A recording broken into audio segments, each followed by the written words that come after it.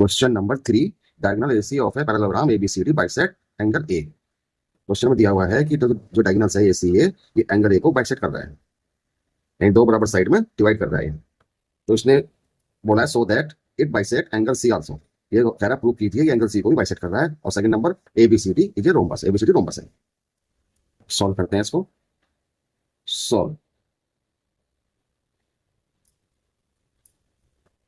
Diagram में देखिए, AC diagonal है जो एंगल ए को बाइसेक्ट कर रहा है।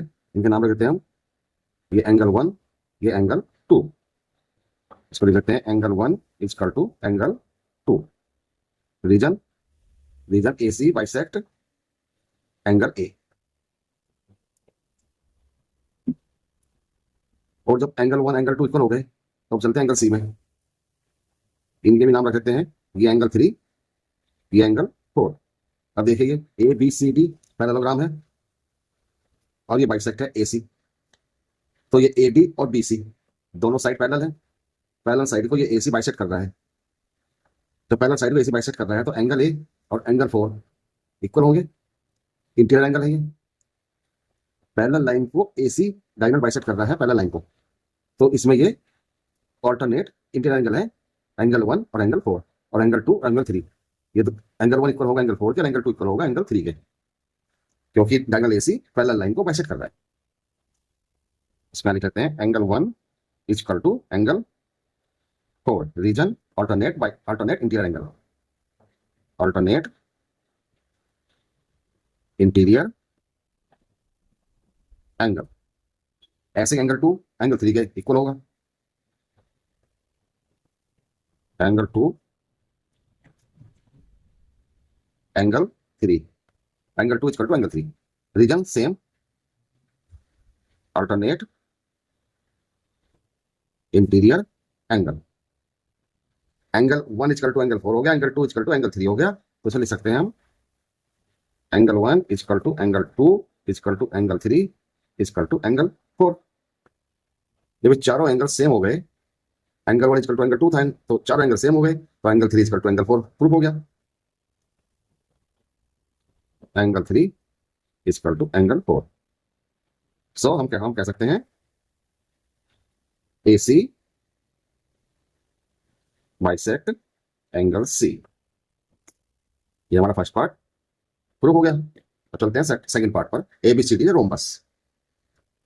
अब इसी को, ये जो हमारी लाइन है, इस लाइन को हम यहां लिखते हैं नीचे, angle 1 equal to angle 2 equal to angle 3 equal to angle 4। जब हमारे ये चारों एंगल इक्वल है आपस में, तो आइसोसेलेस एंगल के अनुसार देखिए, ये एंगल इक्वल है, तो उसके अपोजिट साइड, एंगल 4 के अपोजिट साइड AB, एंगल 2 के अपोजिट साइड BC इक्वल होंगी।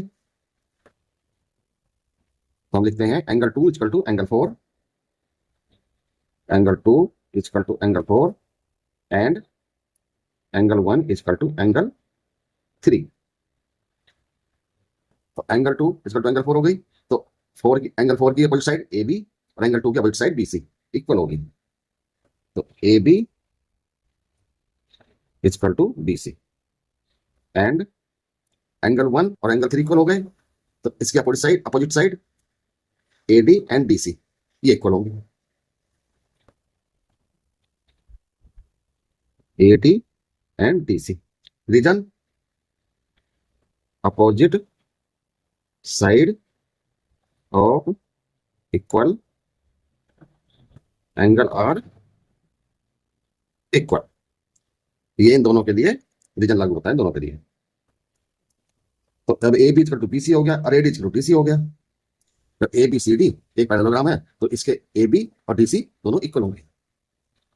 AB equal to DC opposite side of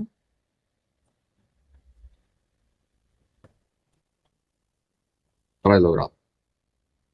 reason हो गया अपोजिट साइड ऑफ पैरेललोग्राम, ठीक।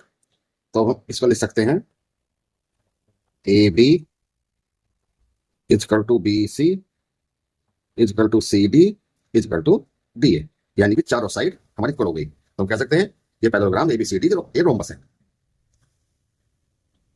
हेंस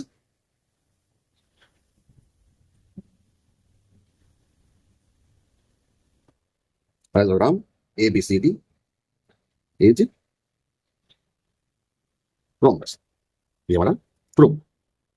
फर्स्ट पार्ट हमारा यहाँ प्रूफ हो गया था, सेकंड पार्ट यहाँ प्रूफ हो गया, यानी कि ये क्वेश्चन नंबर 3 कंप्लीट हो गया। जिसने अभी तक चैनल को सब्सक्राइब न किया हो, कृपया चैनल को सब्सक्राइब करें, लाइक करें, ज्यादा से ज्यादा शेयर करें।